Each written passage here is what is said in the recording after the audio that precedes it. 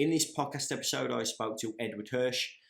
Ed, I'd consider a philosopher. He studied the various religions around the world and the spiritual traditions of modern times and ancient times, and sort of syncretized everything, which is quite refreshing. It's not radical non-dualism or radical anything, to be honest. It's quite soft-natured in the sense that it's very inclusive of everything, and it's sort of his own philosophy and work that he's putting out there. Towards the end of the conversation, we spoke about the Mandelas.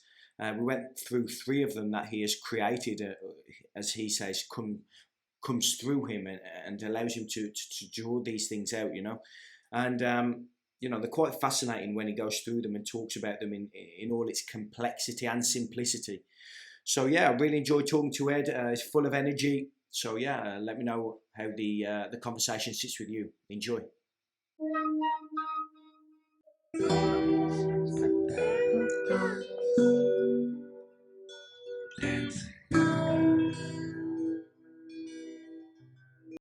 Edward Hirsch, thank you for joining me. Thank you. So Ed, I think you messaged me a few weeks ago now, and we've had a couple of conversations now, and I love your energy. I love everything that you're about. But the main thing that stood out to me was your content, if you like, on the Western magical tradition, which sort of stuck with me, because a lot of the people I speak to, particularly for the podcast, but also in spirituality in general, a lot of it is very Eastern based, and a lot of Ramana Maharshi and Maharaj and people like that. Fantastic. I've read the work and everything, brilliant. But I like how you come at it from, I think the first video I watched with you was, you mentioned Pythagoras, and that was like the foundation of the talk. Plato, Socrates, all these guys. And I was like, okay, finally somebody who I'm sort of resonating with in the Western magical tradition. So that's why I was vibing with what you were saying. And traditionally, the notion is that Pythagoras spent 22 years studying in the Egyptian mystery schools. And, we don't even know what that's about, really. I mean, maybe some people do, but in a way, that was probably the origin of the Western magical, occult, esoteric traditions. And apparently, Pythagoras was the only Greek who ever went through the entire corpus of the Egyptian mystery schools. The Egyptians looked down on the Greeks as like they couldn't handle that, but they saw that Pythagoras really was serious. He meant it, and so they honored him, and he had to dilute it or adapt it to the Greeks. He couldn't. He knew that they couldn't handle. Yeah. So Ed, tell me about your background. I know you've been doing this work for quite a period of time now. So tell me about how you fell into it, or some of your mentors along the way. Sure. Well, I mean, how far back do I go? See where it goes. Go for it. Yeah. Well, in some sense, my mother and the Jewish tradition was my original mentor. And it was very hands-off, but she was very Jewish. And, it's all about, Jews love learning, they call the people of the book, but life is learning, endless learning. And I was a devoted learner. And then my older brother loved to teach me. He was 4 years older, and he turned me on to books that turned him on, like Paul Rep's, let me see, Zen Flesh, Zen Bones. I don't know when he gave that to me, like maybe I was in middle school or whatever, and it was like, oh my God, I just immersed in it, all these stories of people's awakenings and life dedications, and then it just went on and on and on, and then, wow, I think 10th grade as a summer school, I attended the local university. They had a summer introductory program in philosophy, and I gobbled up, Socrates, and it was, the whole thing. And at the end of that, it was part of the final. Whatever question they asked, I had this vision of oh my God, why are there so many philosophies? I mean, every one of them is by some genius, right? But one came up with this and one came up with that. How is that possible? And I realized that it has something to do with the nature of consciousness, which later I realized to be the sacred mystery that could never be reduced or encapsulated in any system, but is the birth of every system, is the inspiration of every system. And I realized right then and there that something was emerging in me that was not for me alone, that it was, I don't mean it was some grandiose notion like, oh, I have something for the world.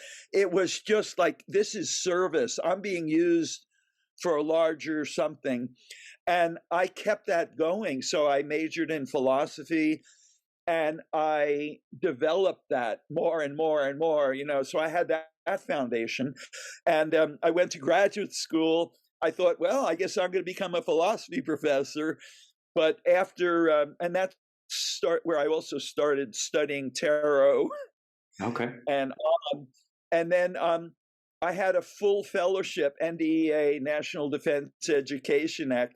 I know I'm going off into details, but just the play of it all, and, it was like I got a letter from the government that said, sorry, but we have to rescind your money because, we need it for the Vietnam War. I mean, I don't know if they said it that way. It was like, all right, well, I guess that's gone. And it wasn't landing, they didn't get what I was trying to promote, So anyway, then, and I was studying Kundalini yoga at a local ashram in Austin, Texas. And then it was like, okay, well, what now? Well, someone gave me, while I was a student there at the ashram, he gave me Adida, then known as Bubba Freejohn, his little autobiography, The Knee of Listening. And like, wow, this was, and it was all about, it was nothing about practice, whereas Kundalini Yoga was all about practice. He said, it's all about just relationship to the guru, So that's where I moved into next, and then I landed in Persimmon, and I was never a member of the inner circle, but his teaching of the always already presence, which he got from Ramana Maharshi. But, he did it in a Western format, right? It wasn't some, Indian guy. But that profoundly impacted me ever after. And then I would say, the next major, then I got into transpersonal psychology and studied all of that. And I thought, well, I'll just finish writing what I wrote for Developed in Philosophy. And when I went to sign up, the head of the whole thing said, well, you've already done the philosophy. Why don't you expand and study psychology? And I went, oh my God, you're right. So on the spur of the moment, I did that. And later I realized that what my real essential curriculum was to study the human condition. Yeah. And if you want to understand the human condition, it's not like you have to, but one thing is to study philosophy, because philosophers were always about, what is this all about? What is life anyway? They ask the deepest questions. But if you only go that route and you never study psychology, you don't have like the whole picture. So I immersed in psychology. And then, of course, spirituality is another dimension. So those three became my major integrations, spirituality, psychology, philosophy. And then I fell in with a group that was into Diamond Heart and Hameed Ali, who came out of Gurdjieff school, so on. And but he was developing in his own original way. And I thought, oh, I guess that's what's next, you know? And it's like I wasn't planning my life. I just followed what was obvious, Yeah. you know. I don't mean to say that I was merely, well, whatever, you know, but somehow there was a sense that I'm guided, and it just became obvious what the next step was. And so Hameed Ali, it was all about presence, and it was also deeply rooted in psychology in a way that I don't know anyone who's ever gone that deeply in integrating spirituality and psychology. Profound, you know. And I stayed with him 6.5 years. When it was still a kind of a small group. I was in the therapist's group, you know. But the main thing that I learned from him or through him was the practice of presence as an embodied practice, which supposedly came out of Gurdjieff. He didn't get into the dances or anything like that. But the first day, I think, that I learned this practice of sensing arms and legs, it was like a profound revelation. And I realized that all that I had studied previously finally found an embodiment. You know, it's like all that wisdom and everything had a vehicle, and I've wanted to teach. I had wanted to teach all this stuff, and I'll tell you why. Not because, oh, I'm a great teacher. It's just like I was learning things that I felt like, oh my God, everyone should know about this, you know? But you don't learn these things unless you are dedicated to spend 3 years majoring in philosophy. Or, you know, you learn this in an esoteric school like Hamid's. But I would get to learn these things like, and same thing in psychology. Everyone should know about this. Oh my God, you know. So I had to teach this. And some friends in Diamond Heart were going like, who is this guy? You know, he's already teaching. He's like arrogant, you know, but they didn't understand that I was just teaching what I wanted to teach so many years, but now I had a vehicle for it, which made it obvious. And amazingly, like sensing in the body, everyone is doing it. It's built into our human system, if you like, but people don't do it consciously generally, you know. And so it took this fourth way school and Gurdjieff and going to, he studied at the Sufi schools and stuff. It took all of that and very esoteric to learn something that is so simple and obvious. Like, duh, sensing your arms and legs. And the reason that was because it bypassed the central chakras so that you don't get lost in your head or heart, you know, emotions or gut, you know, passions. It's a relatively neutral area. Now, I don't mean to try to oversimplify and say, oh my God, they were making too much out of something that's so simple. I don't mean to say that at all. It's just that I've been dedicated to sharing this with others. However, I have pursued this to the nth degree in my own, you know, and I'm still doing that. And I'm still learning ways of sharing this with others in a simple way, which is not merely diluted. And I shared a little bit of that with you about the being here now, which, you know, we could incorporate in this just even for a few minutes. Sure. Just to give people a See, so far, this is all talk, people go like, it's interesting or it's not interesting, however people might react. But it's like, what happens when you you could almost say that all of this is Shiva, it's all the masculine ideas. And the Shakti is when it grounds in the experiential, in the body especially, or through the body. And then it's like, oh, and that's where the union of the masculine, the feminine, the Shiva and the Shakti, without making it so esoteric, like you have to become enlightened and have your Kundalini go up to the crown of your head. And you know what I mean? That's not where I go, it's just because that's not where Does that convey some sense?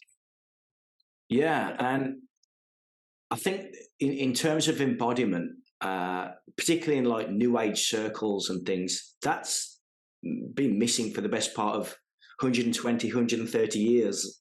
Yeah. Maybe after Blavatsky and co. And it's very theoretical and fluffy everywhere, and people have sort of lost touch with the body. So I agree with that. Yeah. And then you get so many people who are talking about embodiment, but what they forget, I guess, my practice and my teaching, if you like, is all about wholeness, because that is our nature. That is life. Excuse me, wholeness. But the mind tends to be dualistic, and we see one side or the other side. So people who get into embodiment, and it's all grounded, and it's all about being here now on a physical, practical level, they forget what it is that we're embodying. We're embodying presence. You know what I mean? It's not just the human body. So in the New Age, see what's going on in the New Age, in a way you could say, is what used to be esoteric is becoming exoteric. So it's becoming popular, but it's becoming so popularized that it loses its spirituality and becomes very individualistic, egoic, and how I can get everything I need. And I mean, they're not really opposed, but my sense is to integrate the two. You get the Blavatsky and the transcendent and the theoretical, and then you sort of marry that with the embodiment. And one thing that comes to mind, Alex, that I could share with you, might give you a sense. When I was living in Ojai, this was after Adida and before transpersonal psychology, I was a member of the Liberal Catholic Church, which is a theosophical version of Catholicism, or and so it's all as esoteric, but it was in ritual, and they were really connected. And one of the things that impressed me so deeply, but also experientially, is all of their prayers and all of their service was threefold, because the Trinity, right, of Christianity, esoteric Christianity, which Gurdjieff was into in his own way. And so they would have a prayer, something like, may God, may Christ, bless me, or may the blessings of Christ deepen in our hearts, so that they may be made manifest in our lives. So that was my sense of the above. Not that it's really above, but to give it a spatial reference, right? Sure. The higher power, right? No one really believes that God is some old man in the sky above, like that. But it does make sense. So how the above, the transcendent, the higher power, grounds in the heart, and of course through the whole body, our whole being. That's the within. And then may that be manifest in our lives. That would be like making your dream come true, but it's not your dream. It's like God's dream, God's vision, God's will, God's wish for you. And so I did this with the breath. So like on the inhale, I would receive it, right? The inhaling is receiving, and then the natural retention. And then on the exhale, you release it, radiate it out in all directions. So that's a way of embodying it in the simplicity of a breath. Yeah, that's I've never heard that before. I've heard a lot of all the techniques and everything, but I've never heard that one. The techniques come in so many different forms and books and all sorts, standing on your head and all that. But that was I've never heard of that one before. Ed, you've mentioned presence a few times. I don't really like to get into definitions, but when I speak to people who have been in this work for a long period of time, I think it's helpful for people who listen to actually understand what that means. Right. Can you help with that? Sure. And I would say, as part of the wholeness, we could say it is the masculine and the feminine. So a masculine, capital M, I don't mean man. Yeah. I mean, like in esoteric jargon, the masculine polarity, the masculine principle, capital M, capital P, and the feminine principle. So the masculine principle definition, if you like, of presence is that which is always already the case. It's completely present, completely fulfilled. Like before you take even one thought, or before you take a breath, or before, we use a word to express or to define, it's capital R reality. It's like it's already complete. It's already one. It's being, capital B, being, in a way, okay? It's the presence of God, if you like. And the feminine, you might say, is that which is completely present in everything that is. And so that means like embodiment in the whole universe, and is constantly unfolding. So the being is always becoming.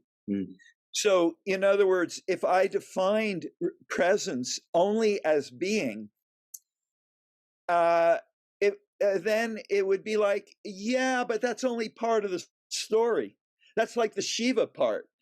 But the Shakti part is that being is always becoming. And there are people who are into evolutionary enlightenment and becoming and evolutionary everything. And of course, Blavatsky, theosophy was all about evolution, right? But Blavatsky knew enough to be established in being. I mean, I never read her extensively, it was like way too much. But I'm sure she knew about that. She was not just, she was a genius in her own way. And, so does that make sense? It is the becoming of being. So if you only confine yourself to being, that's like half, if you like. And if you only confine yourself to becoming, that's only half. So if you ask yourself, well, what is it that's really becoming? Being is becoming. And you could also say, remember, above, within, around, that being is becoming through every individual. I mean, through everything, but through you, it's evolving in your unique way every moment. And where the sacred mystery comes in is that we can define things endlessly, and we need to do that. We need words and concepts and all of that. It's not a dumbing down mystery. It's not a mystification. But the sense is that ultimately all of these definitions and differentiations are within the greater mystery. Because like the ancient rishis of India, they said that Maya is the origins of Maya are unfathomable. Yeah. In other words, no one knows, however realized they are, I mean, however enlightened they could possibly be, no one knows how it is that being becomes, how that which is transcendent creates Maya, creates. And by the way, let me just give you, I'm no scholar of Sanskrit, but I think this is a very simple thing to understand. A masculine definition of Maya is illusion, right? A total unreality, okay? But there's another meaning, which is very much Sanskrit, more tantric or more feminine, where Maya means divine power. Right. That's Kundalini, that's Shakti, which is divine power. Shakti, Saraswati, was the consort of Brahma.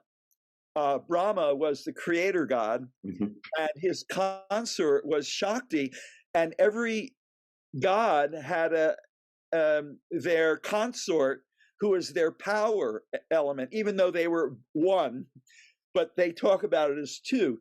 So it's like same thing as Shiva and Shakti, Brahma and Saraswati, and she created everything through the divine mind, So, I mean, Brahma doesn't say, oh, this is all a waste of time. What are you doing? It's all Maya. It's all delusion. And I would say that if you're not grounded in being and you just get ensnared and enmeshed in becoming, then it's Maya. So like in Buddhist terminology, that would be, what do they call it? Samsara, endless wheels of like suffering, right? But, the Mahayanists taught in a very beautiful way that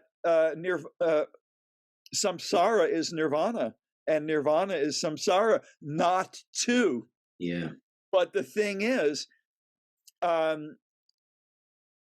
if you just keep that mental, it's like, oh, well, if samsara is nirvana, then I'm already enlightened, and there's no and you know what, Ed, there's a lot of that as well. I've spoke to people, and I really do value them as human beings and whatever, but I've spoke to them, and there's people really struggling psychologically, and they're like, well, there's nothing to do, because it's just, and it's like, that's not really the embodiment, as you say. That's right. Well, like Ken Wilber likes to say, everyone is right. I like it. It's sort of like namaste. Yes, that's true. And oh, that's true too. So anyone who says, hey man, there's nothing to do and there's no one to be, and that's true. It's just, I would say, to use a kind of a Buddhist, not really Buddhist terminology, but if you get fixated in that, if it becomes a fixation of the mind, then the mind gets fixated and it takes the part as the whole. Yeah. And then you're not a learner anymore. It's like, I'm there, I have it, don't teach me anything, I know it all, I'm there. And it's limiting in a way, and then you get divisiveness because one part is warring against another part, and then it's like Shiva and Shakti are at war. So here's one thing I like to say. I think it's a nice play on words. Non-dual, Nondual, okay? Also is a homonym for non-duel as Nonduel. Yeah. Peace, non-warring, non-problematic. Now, I'm not saying, oh, I have mastered that. It's totally obvious to me. I'm there already. But it's a deep insight, but it's not just a play on words. All words, like Eckhart Tolle talks about, and, not like he made this up, all words are pointers. Sages have known that forever. Yeah. Right? Yeah. I have a sort of a phrase that I use, and I call it Maya's Palace of Delusion. And I'll be walking the dog, and like, I don't know, a leaf will fall off the tree, and I'll be like, look at the beauty of Maya, Yes. And it's like that divine paradox that we talk about, and Yes. noticing the beauty in something that might not quite be as it seems, but the imagination is right, overflowing, and it's just so magnificent. And I do struggle sometimes with the like the radical non-dual approach, where it's very is it masculine? I don't know if that's probably the approach, very direct, transcendent. Yeah. The transcendent. Well, there's a beauty in that too, because the notion of cutting through, penetrating, it's very, kind of masculine, even like sort of on the level of sexual or organic. The masculine is linear, cutting through. Let's cut through all the bullshit. And they go right to the source, right to being. It's beautiful, but what would the masculine be without the feminine? We wouldn't have a human race, for one thing. And it wouldn't be very much fun either. And where would the feminine be without the masculine? They're not meant to be opposed.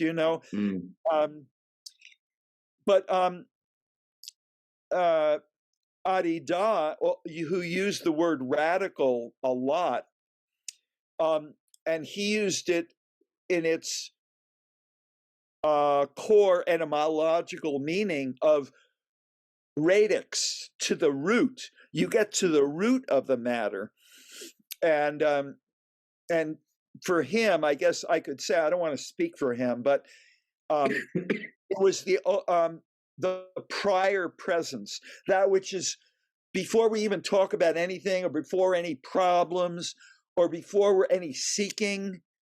It is already, no problem. It's fully there, but we don't fully realize it, And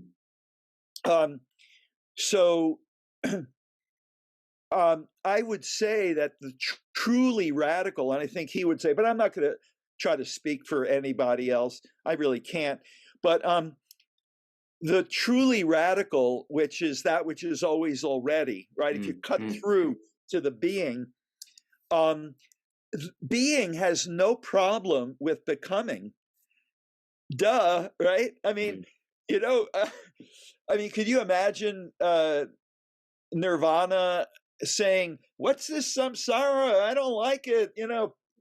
No, because that would be non-nirvanic. It would be not nirvanic to see samsara as anything other or opposed to itself. So it would be at peace with that. Yeah. And maybe even enjoying it.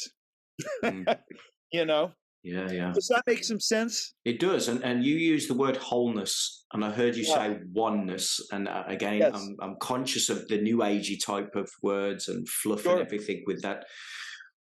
What do you mean when you say wholeness? Are you literally going down the path of non-duality? Is that where you're going there? By the way, let me say something. In terms of non-duality, there is a transcendent, not definition, we could say that, a transcendent meaning of non-duality, which is complete oneness. No polarity, no different, right? It's like completely transcendent, okay? And then any teaching that says embodiment or becoming or complexity. They go, no, no, no, you're not enlightened. All that's bullshit. Yeah, forget it, right? But then it's not non-dual because they're opposing, they're separating their non-duality from embodied non-duality. So, but they have part of the truth. That's the masculine Shiva being sense of non-duality. But there's also the feminine, what I'm calling the feminine, which is all inclusive. The all-pervading, what I call the all-pervading presence, or you can call it the divine mother. Yeah. So, and to see that those two are not two.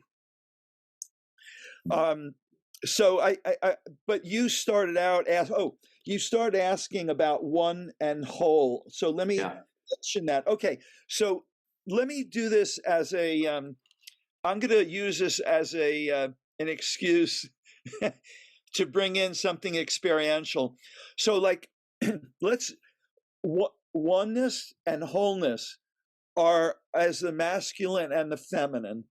So right now, and I'm inviting anyone who's listening, but right now, intuit radically, directly, without even any thinking or figuring out, like, was this really true? You know, just get that reality is one.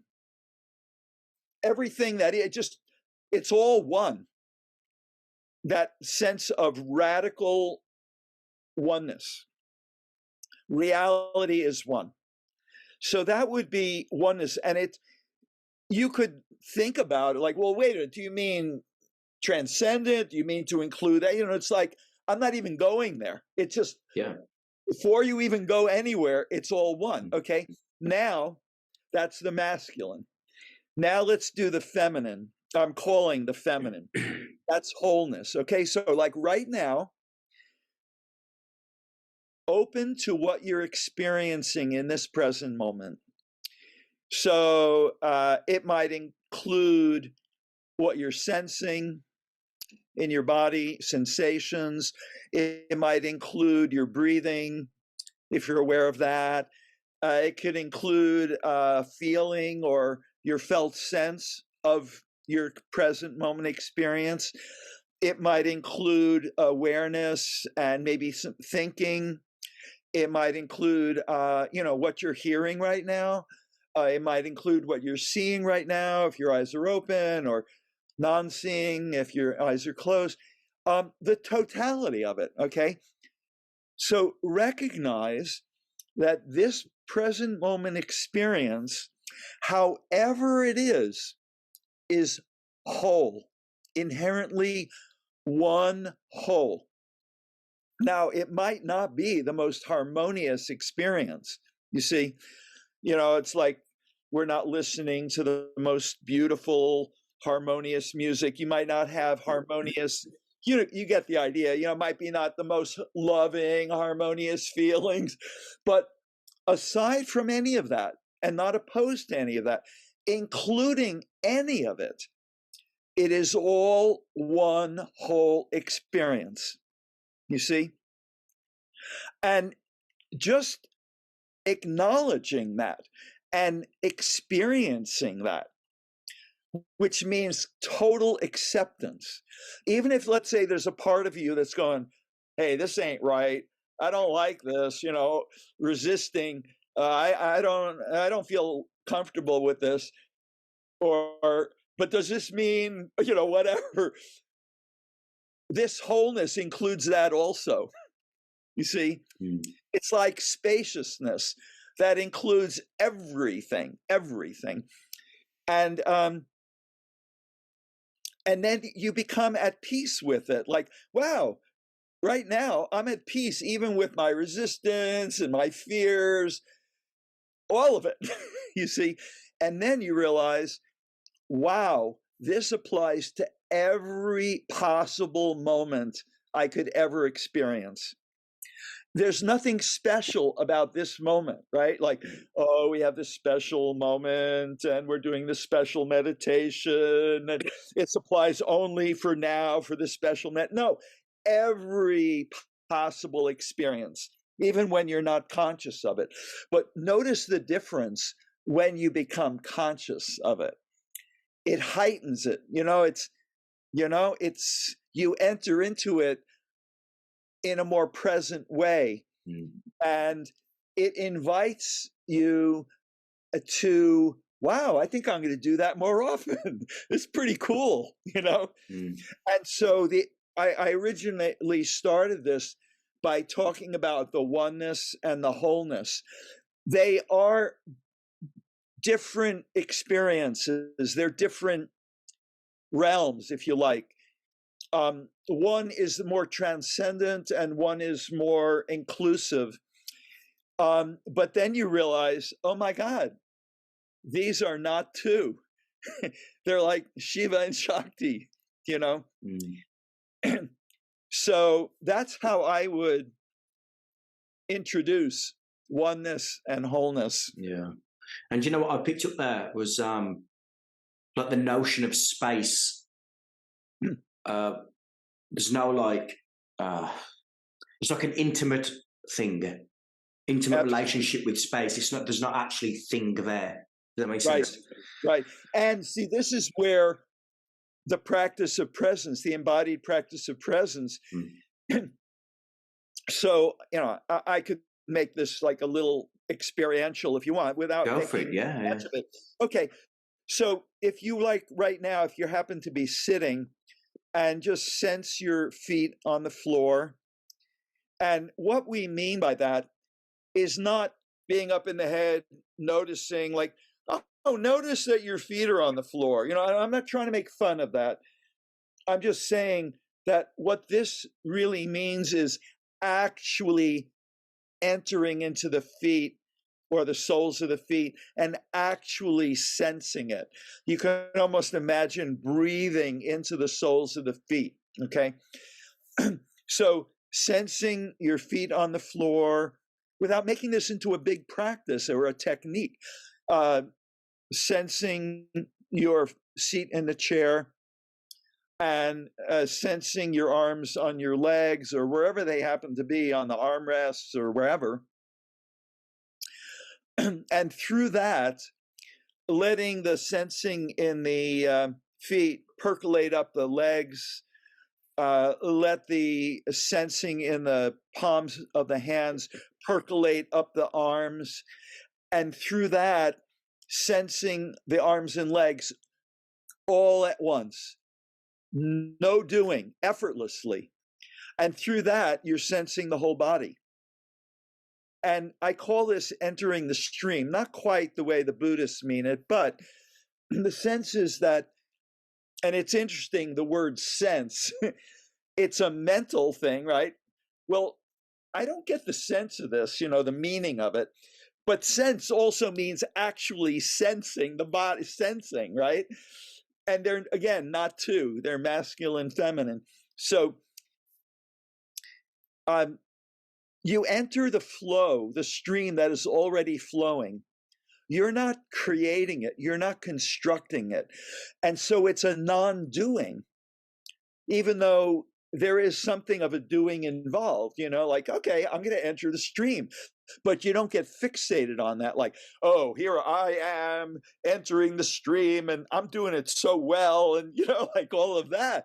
You're simply entering the stream and you realize that no one ever taught you how to sense in the body. Even if we made a big technique out of it, and there are techniques, but basically the sensing is instinctual. It's like no one ever had to teach you to do that. So there's this effortlessness, there's this willingness of entering the stream. And so you could say that's embodiment. You sense in your body. So that's the first part of it. And you might say, okay, well, that's cool. Now I'm present. But then someone might say, well, where does presence come in? You see? And so that's where the word alchemy comes in. And I'm not making that up. Hameed used that. I believe Gurdjieff must have used that because the Sufis used that. And, you know, the lead into the gold. And I mean, Jung used that. So, and this is, the word lead is not used disparagingly. You could say it is embodiment. It's the lead, okay? How does it open into the gold? Well, it's like this. If you enter into the sensing in your arms and legs, into the whole body, and you enter it directly, we could say radically, as if you didn't know what arms and legs were or what any of this meant, and you were sensing as if for the first time ever. You enter into it and you discover, oh my God, I'm entering into a spaciousness. I mean, putting words into it. Because the notion that I'm sensing into a body, which already is a mental construct. Oh, a body is, it starts here and it ends here, and you could weigh it, and you know, all these things that we know about a body, which is relatively true. But when you enter into it deeply presently, as if for the first time, it opens into spaciousness. And if you really enter into that through sensing, you recognize that it is unbounded, and that's how you open into spaciousness. And then you recognize experientially that there is no fundamental separation between the sensing, or we call body, and space. And so just let yourself feel that or experience that for a moment, and you recognize how obvious it is. See, and you don't have to be enlightened. You know what I mean? You don't have to have a huge satori. It is completely natural, completely here and now. It's just that most people don't get it. They bypass it, so to speak. They pass over it. And so I remember Adida, you know, he didn't make this up, but and this brings us back to oneness. See, space has always in esoteric traditions been the most primary symbol, if you like, for the oneness of being, because space is completely non-corporeal, right? It is, you can't weigh it, you can't really measure it, even though you think you can. It's endlessness, it's complete oneness, there's no boundary. But if it's completely no boundary, well, what about bodies? Are bodies separate from space? No, because it's oneness. And so, as I was saying, Adida, he would say that everything that arises is a modification arising out of being or primordial or prior oneness. Now, I'm not saying, you know, he didn't make this up. It must come from ancient India, but it's here now. Who cares where it came from, right? It's that, it's like saying that Maya, which is, you know, differentiation, embodiment, the cosmic flow, the experience that you're having right now, all of that is Maya. And it is modification of space or primordial oneness. So it's like saying Maya is always arising out of primordial being, or Shakti is arising out of primordial Shiva, okay? And they're not two. It's not like they're battling. In fact, Adida, one of his last books he wrote, called it not two, not dash two is peace. So non-duality is peace. And yet, Alex, I know you would get a chuckle out of it. How much controversy and non-peace there is in the non-dual spiritual world. Everyone is like, no, I've got it right, you're wrong. You don't understand it. You're, endless warring. And it's like, you think, wait a minute, I understand that there's divisiveness and warring in the world. I mean, you expect that in political parties and religions, but not in non-dual spirituality, where everyone is supposed to be enlightened and beyond that. Now I'm making a joke out of it, and yet there is something serious about it. It's like, where are we ever going to find leadership in terms of peace if we're not going to find it in our spiritual leaders? Duh. So so does that make some sense? It does. A couple of things arose when you said enter the stream. Obviously that's quite well known in Buddhism. Sure. To what degree, Ed, do you think, when you consider wholeness, to what degree does the individual human body thinker have a choice in what's actually unfolding? The basic answer to that, Alex, is it's a sacred mystery. If you realize that space itself is a divine or sacred mystery, if time is a sacred mystery, the sense of an individual is a sacred mystery, because what does that mean? It's all differentiations within oneness, within divine oneness.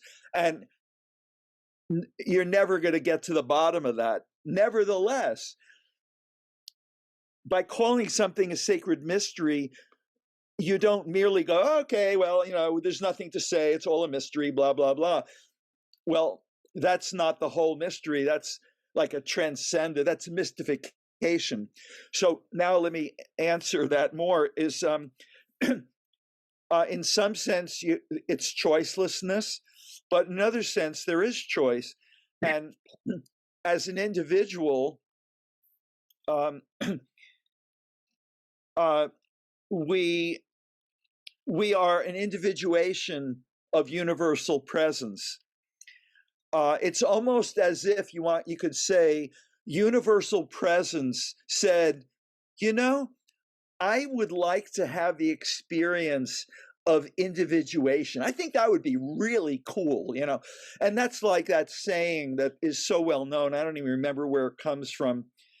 And it's almost like universal wisdom by now, that we are not a human being having a spiritual experience. We are spirit having a human experience,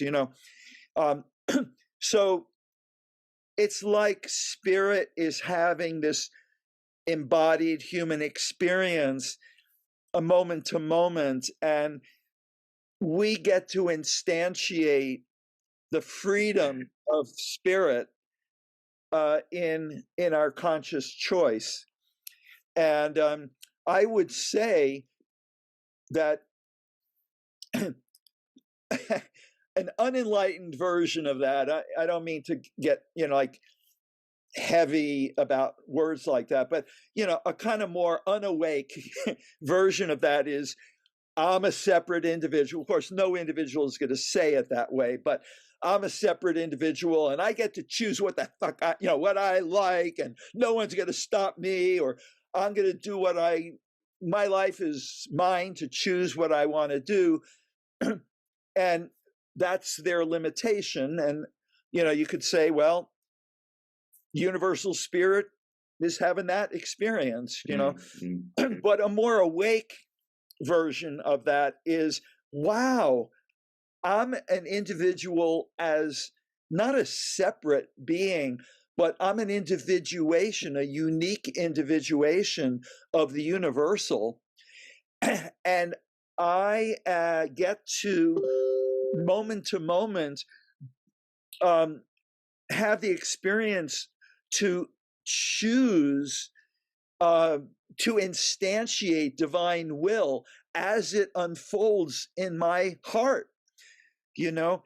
And so that's part of the both and of the sacred mystery.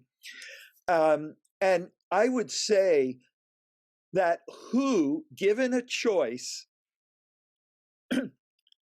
would choose to be to do that unawake in such a limited, called suffering sense, that I'm separate, rather than to choose as an individuation of the universal. It's so much more beautiful, so much less suffering, and you don't lose anything. You know, you don't lose individuality, you become more individual, you know. So I would say, Alex, in that sense, it's like it's a choice. It's not even a choice anymore. It's like, given that choice, who would choose to suffer rather than not to suffer? You see, I'm not saying, you know, all of a sudden we don't suffer anymore, but that shift is so obvious, right? So in that sense, it's like Krishnamurti saying choiceless awareness, you know. And so, by the way, the sense of the entering the stream, the effortlessness of it, you know. So, like, for example, let's embody that. So, like, if you go into your sensing right now and just feel how natural that feels, even though it takes a little bit of choice to say, oh, I'm going to put my attention into sensing in my body, right? Most people don't do that. They could, right? They could, but they don't. Okay. But when you do that and you enter into it, you enter into this, as I say, the alchemy of the lead opening into the gold, but of presence. But because they're not two, you don't lose yours. Okay, now I'm lost. I lose my body and now I'm lost in the cosmos. No, the whole universe, or the whole of space, the unlimited, is choosing, if you want to say, to embody in this body. And why not? Why not say, yeah? I mean, space has already chosen that. Why not say yes to it? It feels better. Okay, so anyway, getting back to sensing, you feel how natural that is, how, and if you go into your breathing, feel how effortless it is, right? I mean, unless you're being asphyxiated or, you know, whatever the problem, medical problem, breathing is pretty natural and effortless. It's like the stream is flowing. And then if you go into your heart, and I mean, you can have all kinds of feelings there, but the prior sense of just the felt sense of being alive, just the felt sense of being this embodiment of the universal is enjoyable. You know, it's enjoyable. And then in the head, just being aware of all of this, especially of presence, it's so obvious. And then if you go into your sense of yourself, which I didn't get into yet, but let me just say it for now out of the blue.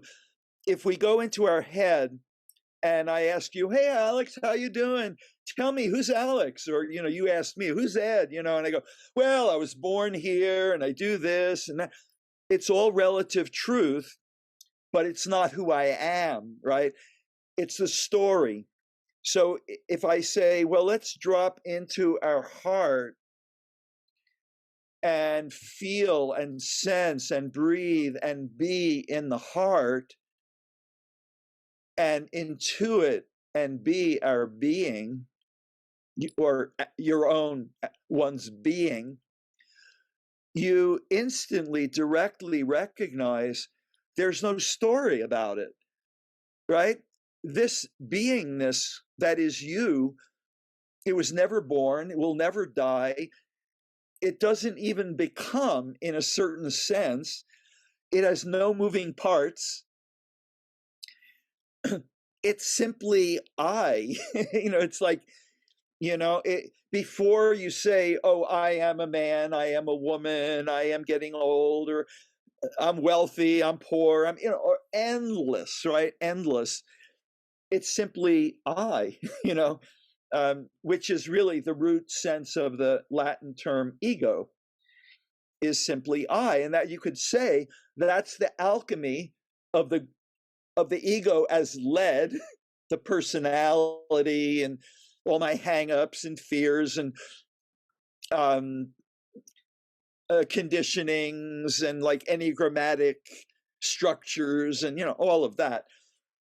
The alchemy is the lead turns into the gold of simply being I, which it's not separate, because just as the physical body, the lead of the physical body opens into the spaciousness of space, the beingness in your heart, if you really go into that, there's no boundary. I say the heart, just as I said, sense in your arms and legs.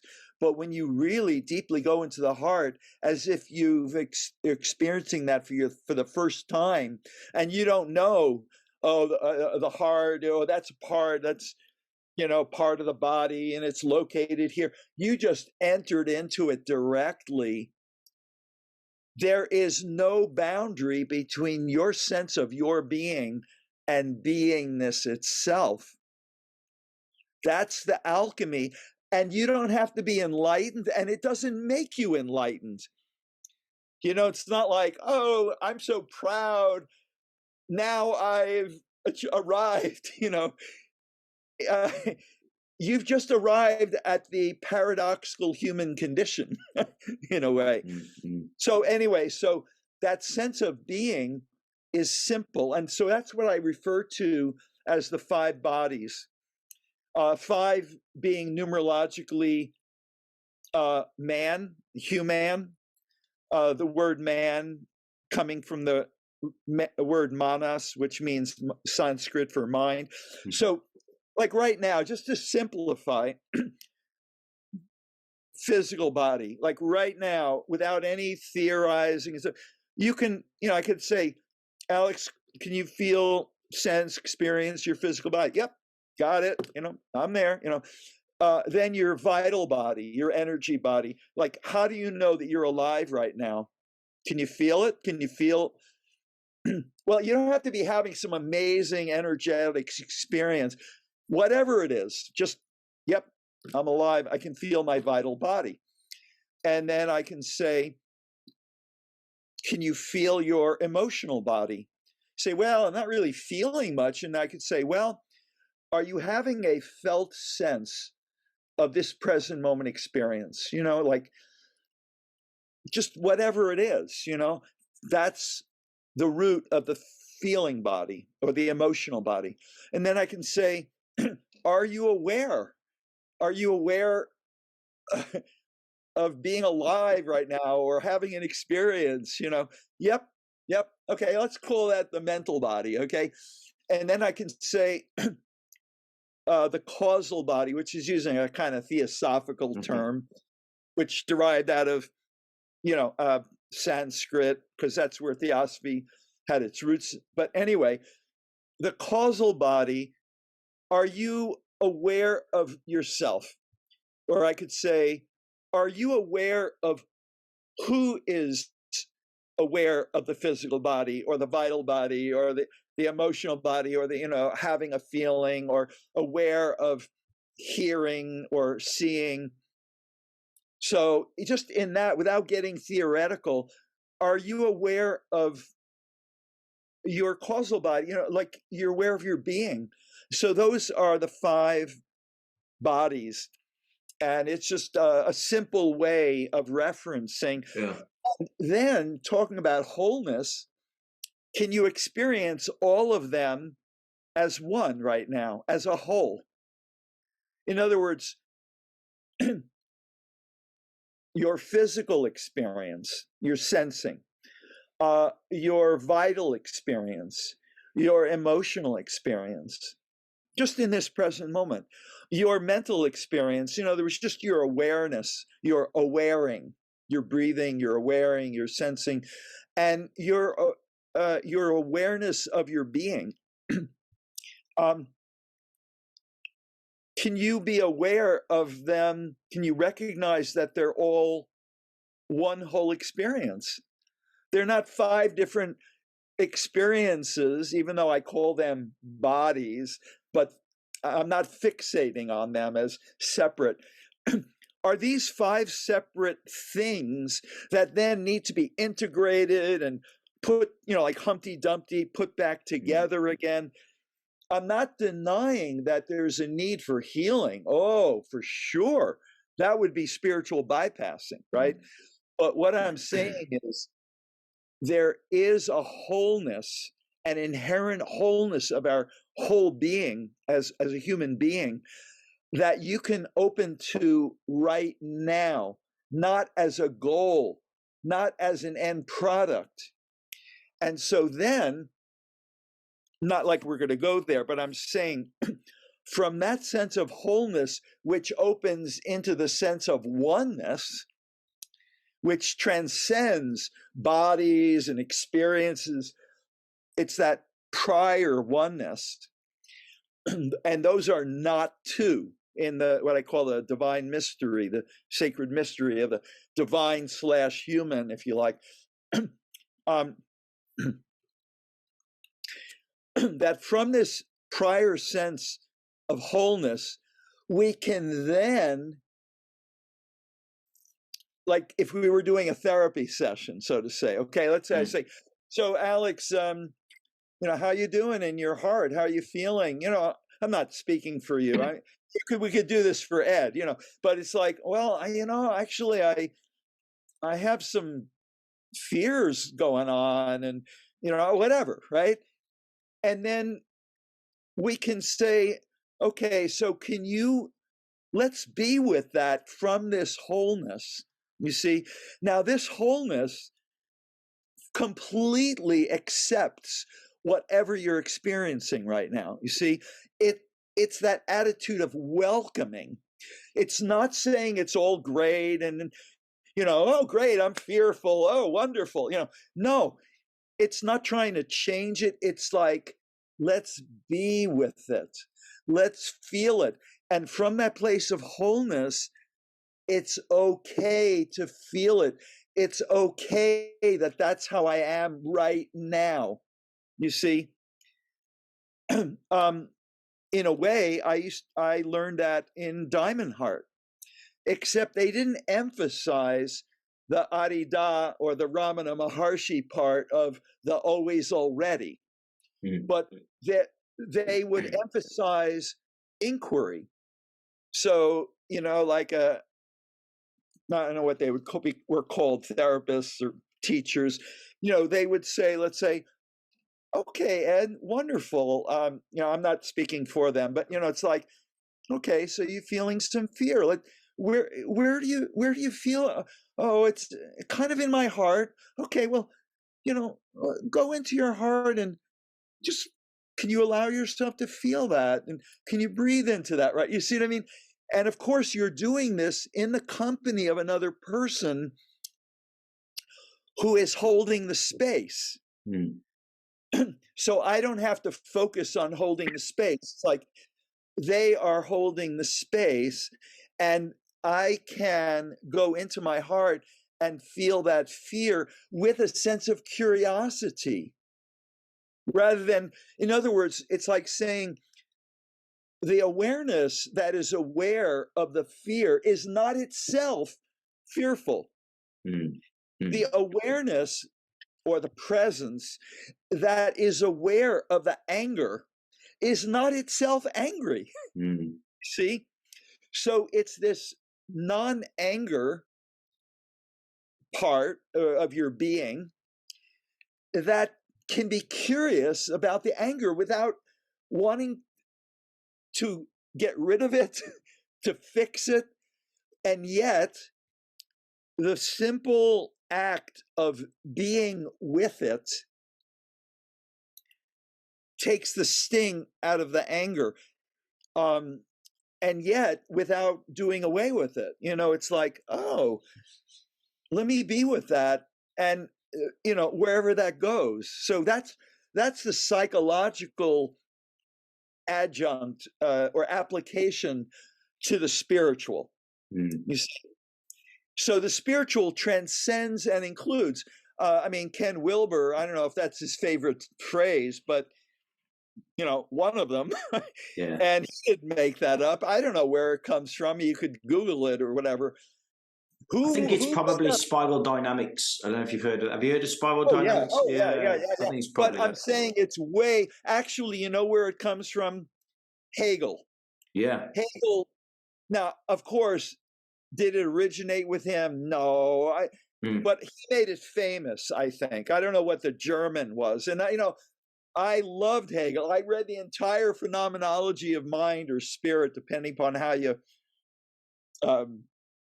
translate it. But you see, let me just give you this little tidbit. So I would read Hegel, and it's like, oh my God, you'd have to be a fanatic to ever want to read, 400 pages of that dense material, like reading 500, 700 pages of Blavatsky, right? Yeah. But let's say you were a philosophy student with a sense of curiosity and inquiry, and of course the dedication to read it. But then you get like, wow, when it boils down to, it's something so simple, everyone should know about this, but it's locked up in the esotericism of Hegel, you see. But it's like the truth of it, it's not like we want to dilute it and popularize it and oversimplify it, but nevertheless, this Aquarian sense that was alive in me, if you want to call it that, it's like, I want everyone to know about this. This is not meant to be only for esoteric philosophers or theosophists, right? Everyone should know. And so I could say that the practice of presence, which anyone can learn, right? It's like, hey, you're already practicing the presence, you just don't know it, but, right? It's like, you're already doing that, and you're already sensing, you're already breathing, you're already whole, you just don't know it, you don't notice it, but you could. So the same thing with transcend and include.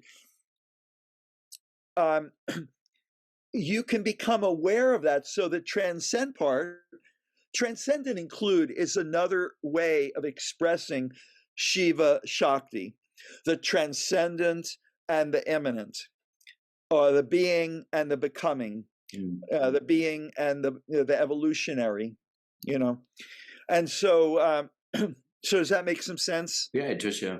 Transcend and include. And so, by the way, I could even make a little word play, a little joke, among philosophers or whatever. When you really get into transcendence and you go, oh my God, transcendence transcends everything. It transcends form, it transcends becoming, thinking. It basically transcend all the bodies, so to speak, right? All the differentiations. But then you realize, oh my goodness, if I really enter transcendence, I transcend transcendence. I transcend the separation between transcendence and immanence. It's sort of like, imagine the Buddha. I'm simple. A Buddhist probably would go, oh, this guy is perverting Buddhist doctrine, but I'm not speaking as a Buddhist, obviously. I'm not speaking as anybody except me, But anyway, imagine the Buddha who originally wanted to get out of the wheel of suffering, right? So that was the Theravada. Of course, he didn't call it Theravada. Only the Mahayanas call that Theravada, and then Mahayana, and then the Mahayanas. But imagine the Buddha going, "Oh my God, I am off the wheel. I am awake."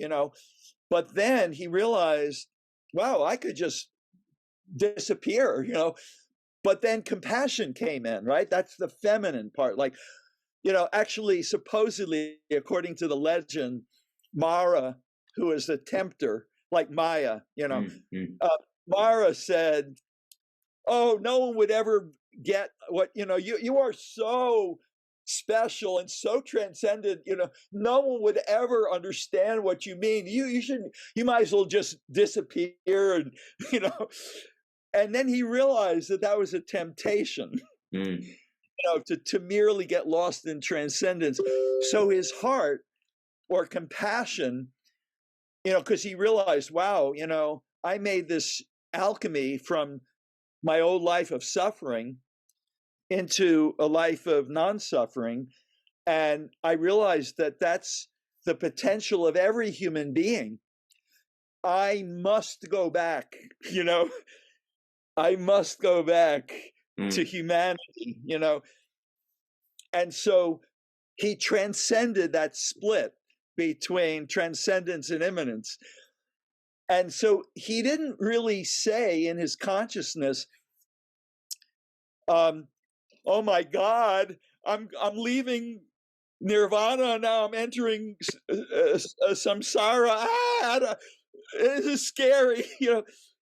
He realized, wait a minute, my enlightenment transcends the split between nirvana and samsara. So when I enter into the world, there is no world. There is no world as a thing, ding on sich, a thing in itself. So I've never left nirvana, and that's where with the Mahayanas, and I think it was the Heart Sutra that sort of codified it, if I recall right. But anyway, I'm not a scholar. But anyway, I think it was in the Heart Sutra that it said nirvana is samsara, samsara is nirvana. Now, it's easy to say, but what I would say, Alex, is I'm not trying to dumb it down, and I'm just trying to make it available. Sure. And hopefully when people get it, they'll go, "Oh my God, I want to enter into this." They're not going to merely say, "Oh, great, thanks, Ed. I got it. I've arrived." So that they would go and see. Another thing I would say is, as you enter the stream and you experience like, wow, this feels so natural. This feels so effortless. This feels so enjoyable. This feels so obvious. This is so simple. Why would I say no to it? Why would I not enter more deeply into the stream? Why would I not say yes deeply? You see? So that would be the invitation. Now, someone could say, "Oh no, that's the invitation of Mara or Maya. Oh, that's the temptation. That's the tempter. No, you must say no." And I don't want to demonize the word no, because transcend and include. You don't lose the no just by saying yes. It's both and. So if that makes some sense. Yeah, sure. And Ed, I want to get into a little bit of the mandalas. Okay. I watched your presentation that you did. I don't know, maybe last year, maybe. Yeah, and probably. You went through a lot of the mandalas. Yeah. Did you create them? I mean, I'm just flicking through them now. It's a great question. I'm just sharing the screen. Oh, okay. There. Well, is that useful? Yeah, sure. Yeah. So that's panel zero. I call it panel zero. Now, I had no notion of any of these terms, panel zero.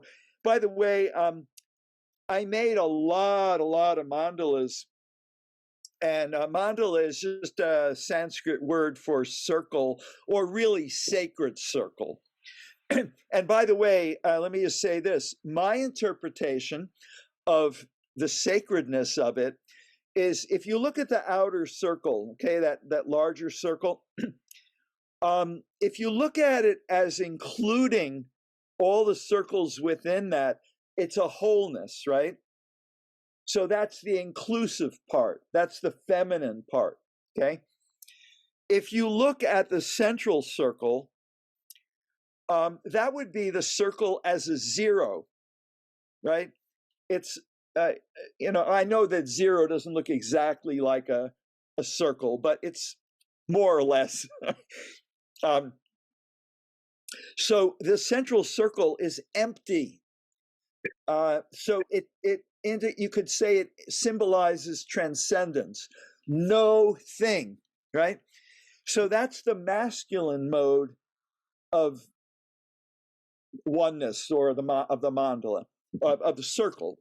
And the outer circle, which is more the cosmic womb, the feminine that includes everything, you might say that the central circle says no.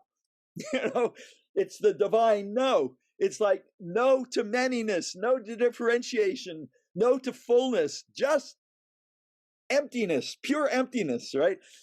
And you say, yes, yes. And then the outer circle, the feminine, the Shakti part, says yes, and even says yes to the emptiness. See, and the combination of the emptiness and the fullness, the transcendence and the inclusiveness, is the sacred mystery of the mandala. Does that make some sense? Yes. Okay, so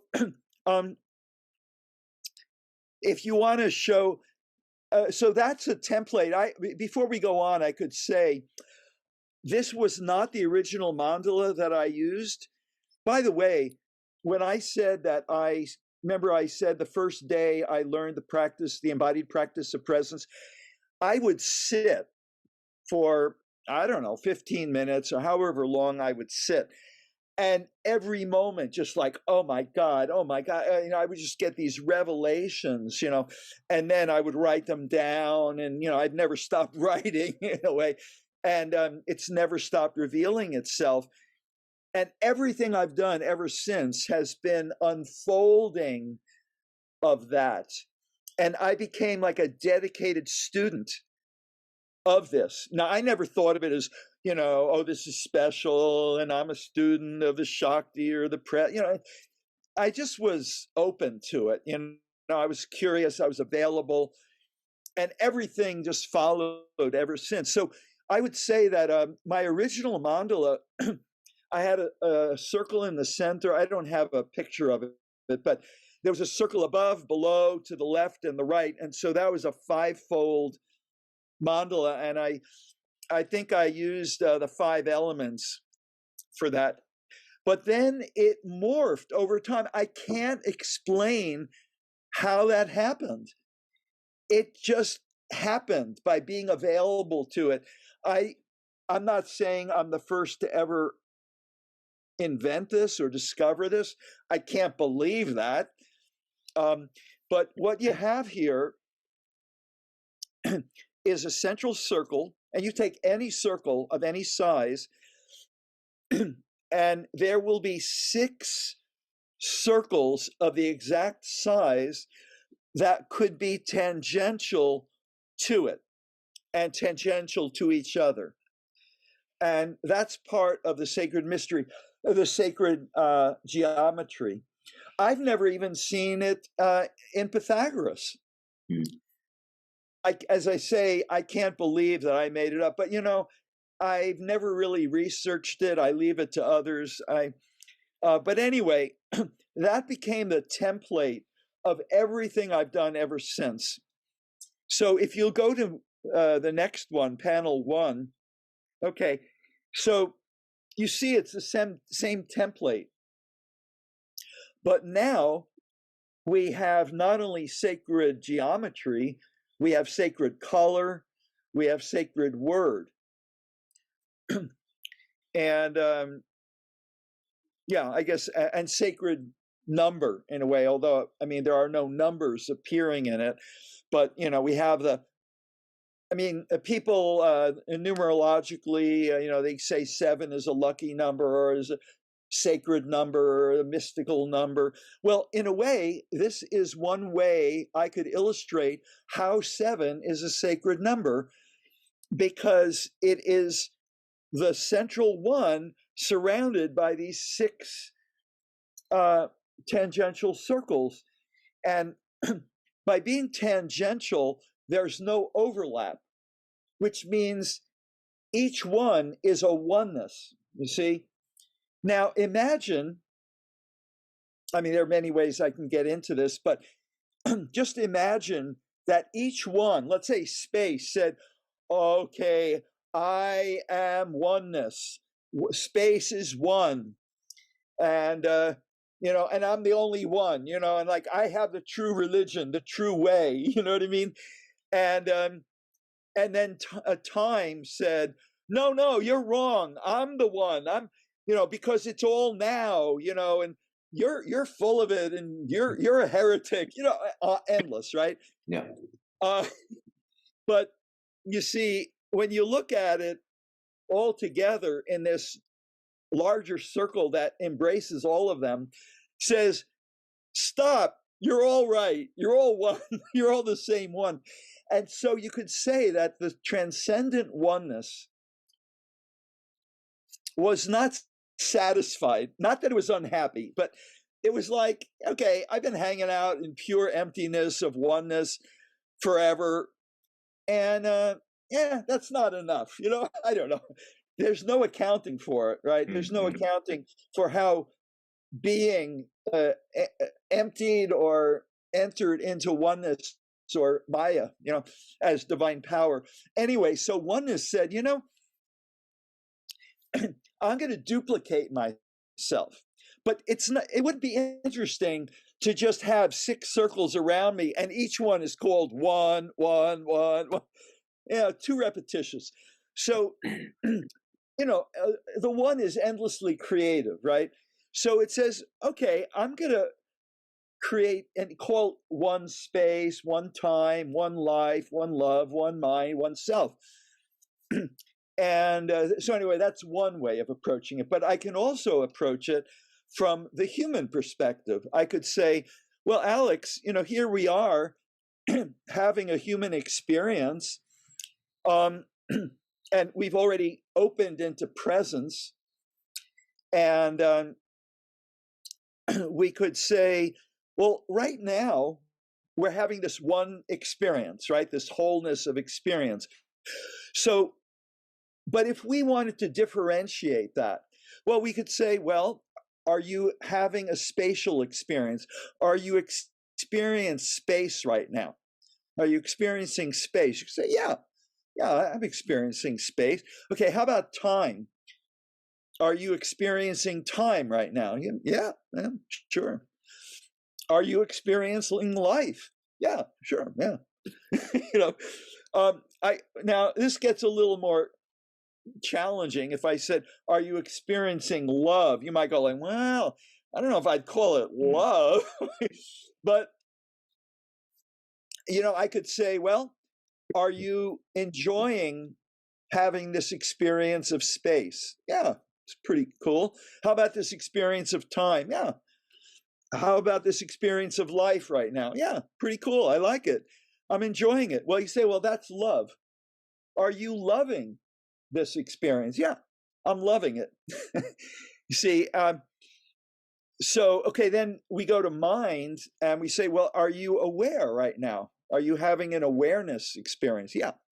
Are you aware of yourself? We're not even going to try to define that, just some sense of yourself. Say, yeah. Are you aware of oneness right now? Some sense of wholeness? Yeah, I'm aware.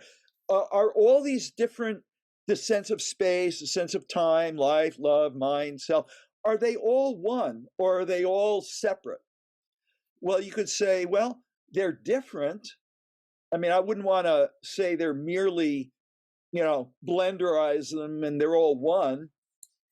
They're all different, but they're all one in a sense. They're all differentiations of primary oneness. So the primary oneness, let's say the central oneness, differentiates itself, but never loses its oneness. You know what I mean? It's never fragmented. It's not a problem. It's not like the one goes, oh my God, I've gotten myself into a pickle. Now I have all these separate things, and I'm lost. I've lost my oneness. Now I have a big problem. And no, the one is actually enjoying itself.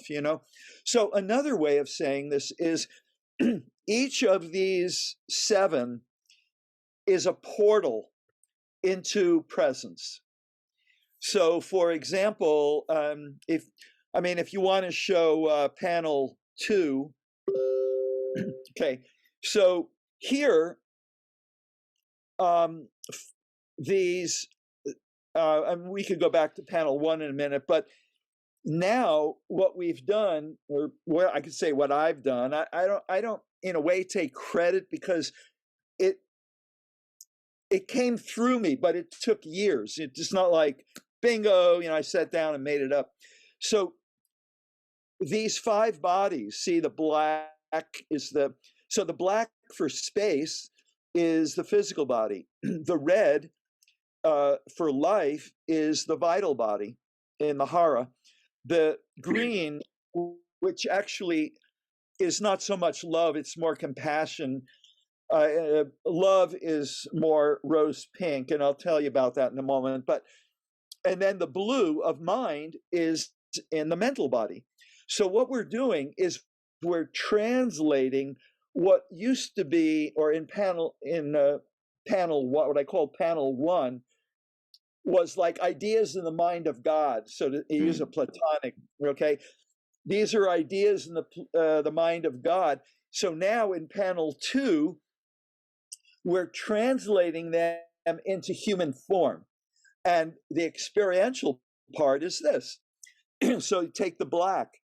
Remember I said, if you sense in your arms and legs, and through that the whole body, that is your opening into spaciousness as a presence.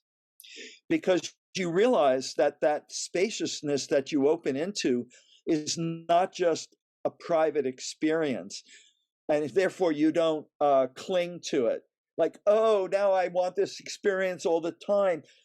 It's like you open into this eternal spaciousness that abides in itself. So, but from a human standpoint, we anchor the opening into spaciousness in the sensing in the body. And we enter into life by sensing and breathing your aliveness in the arms and legs and the belly in the hara. So that's the anchor. And then the anchor for opening to love is the heart.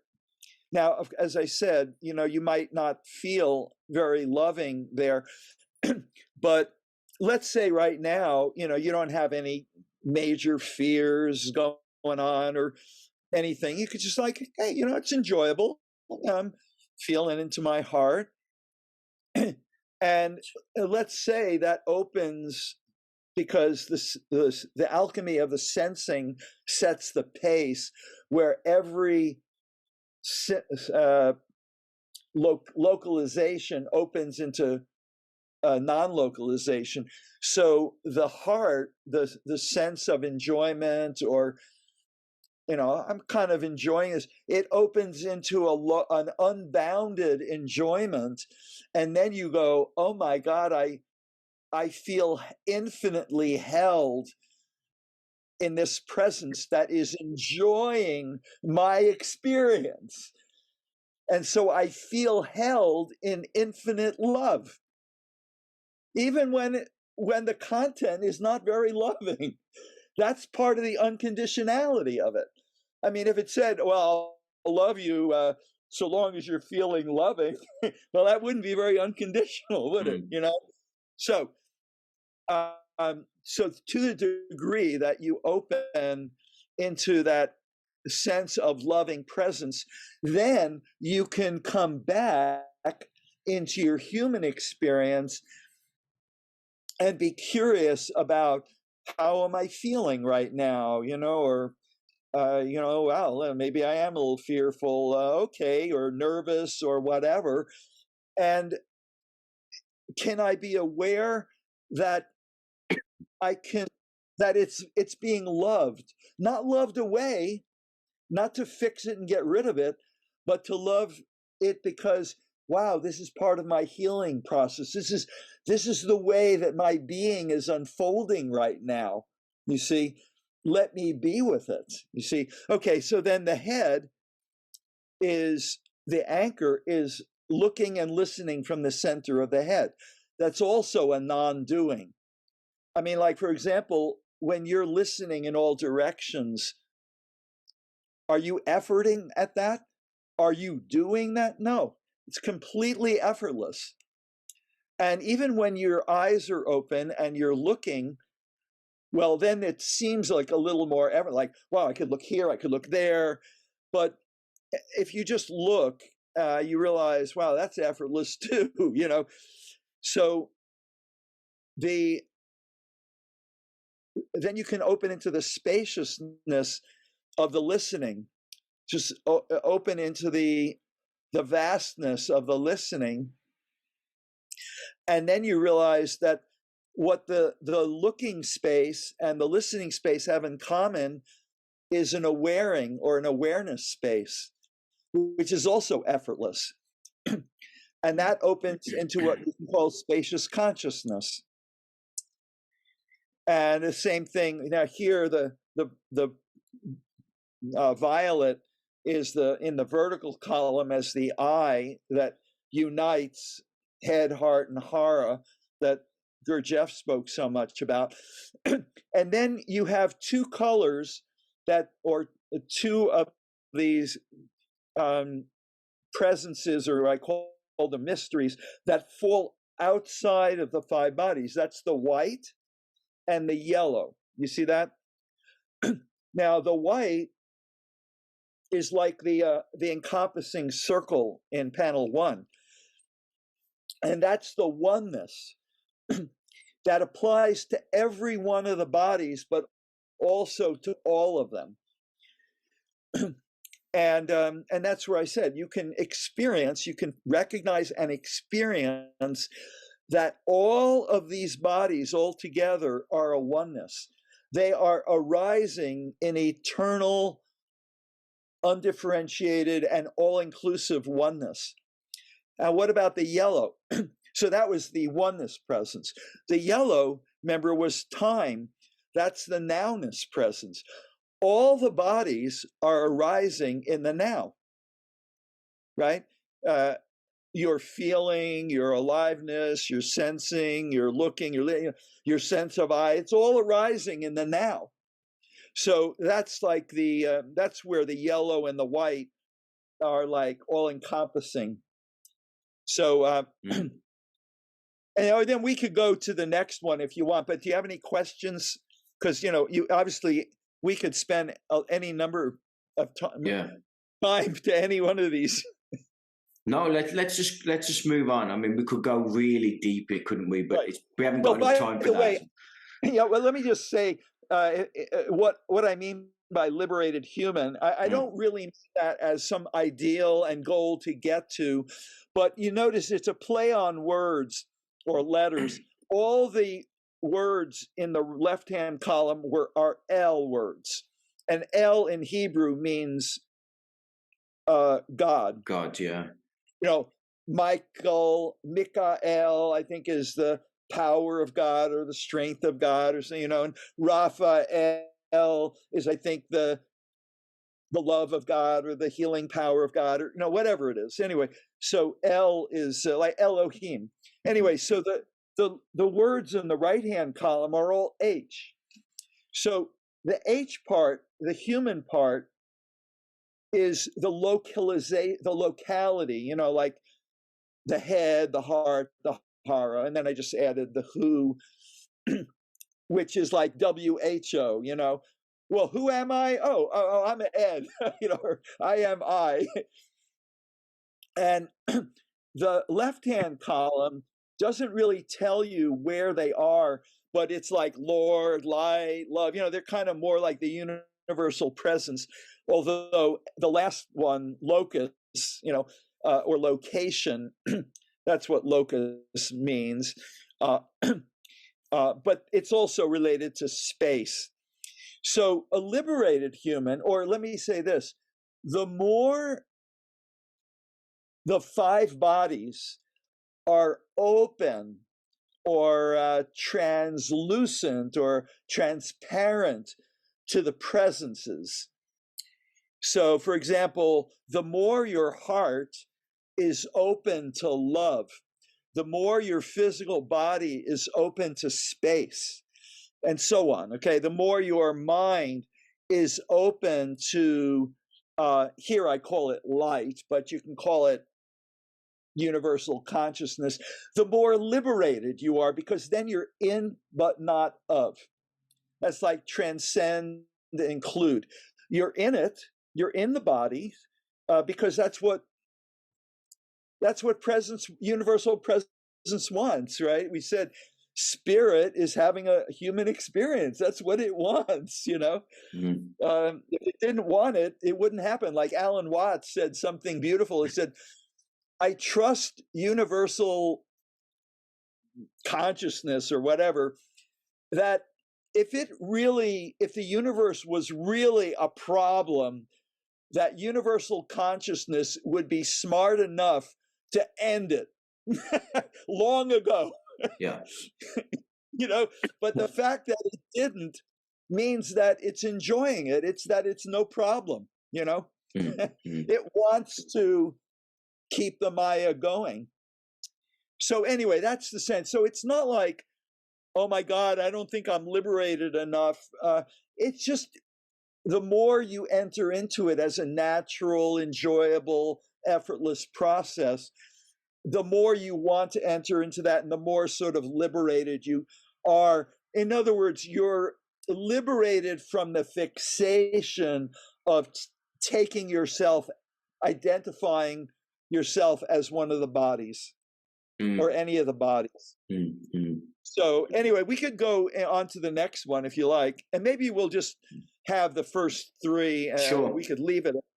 So anyway, the first 3 correspond.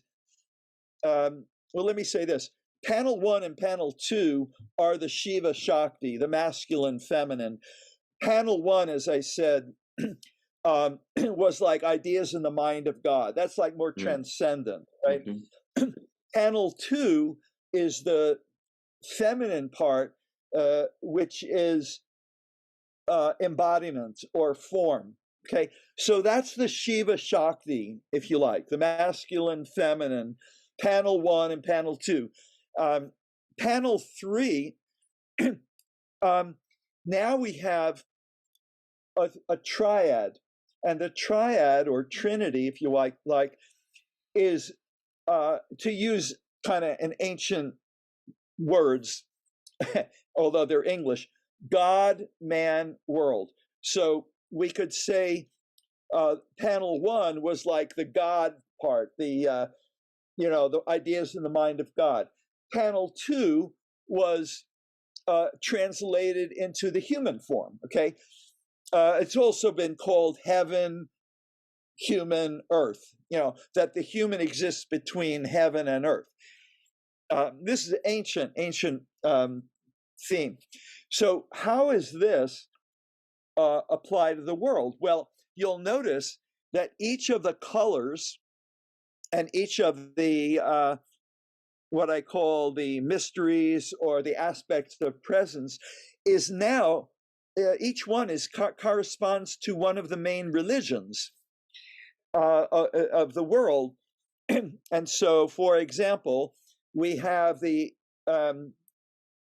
upward turned triangle. I'm glad we're talking about this because this gives us another example, I think a beautiful example of the Shiva Shakti. The upward turned triangle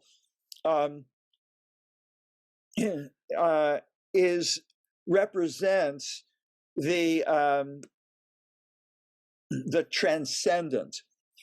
And the three that I selected were Hinduism, Buddhism, and Taoism. Now, some might say, well, Taoism is not as universal as Buddhism and Hinduism. Okay, well, we can argue that if you want, but you know what I'm saying. So anyway, and I'll get on, but so let me just talk about the triangles. The downward triangle represents the major Western religions, which are, I think, way more obvious. Right? It started with Judaism, and then Christianity, and then Islam. Okay, and I think we could say that typically, conventionally anyway, the three Western religious traditions were much more embodied in the sense of, you know, this world and the individual. And in fact, traditionally, you had one life. Now, anyone who has studied esotericism, Judaism, at least Kabbalistically, esoterically, knew about reincarnation. Christianity had its reincarnation, and I'm sure the Sufis had it. But anyway, they were more this, here, now, you know, and the upward turned were more about transcendent. You know, like Buddhism wanted to get, you know, a step off the wheel of samsara, Taoism, but that's not so simple, because actually Taoism was very embodied, very into the flow of the feminine, you know, and Hinduism was very Shiva Shakti, you know, I mean, but I'll get into more later. But anyway, this integration of the upward and downward triangle is itself the sacred geometry of the heart chakra in Hinduism, because it's the middle chakra. It's where the upward and the downward meet in harmony, or in love, you could say. Okay. So there are two major things more I want to say here. So first, why did I make these attributions? Well, of like, okay, well, I think it is pretty much simple that Buddhism relates to mind. You know, because Buddhism was all about purify the mind, or transcend the dualistic mind, or the problem is the mind. And Hinduism is typified by self, tattvam asi, which is know thyself, I am that. And Taoism, it might be a little more arguable, but Taoism is very much in water, very much in the flow, like the flow of time. I think of the flow of time as the horizontal, in sacred geometry, symbolized by the horizontal line. And the eternal now is symbolized by the vertical axis, if you like. And by the way, when you get the vertical together with the horizontal, what do you get? A plus sign, right? And that means that the wholeness, the vertical is not over against that. That's the transcendent, the masculine, the Shiva, and the horizontal is the Shakti, the feminine, the immanent. They are not at war. They're not two. They are plus. it's a plus. You know what I mean? The wholeness. So anyway, I was saying Christianity is love. Islam, especially in Sufism, if you ever read Hazrat Inayat Khan, the Sufis are all into oneness. And how is Judaism related to space? Well, this gets a little bit esoteric, but I'll try to make it simple. Judaism began with the old, what's the Christians called the Old Testament, with creation.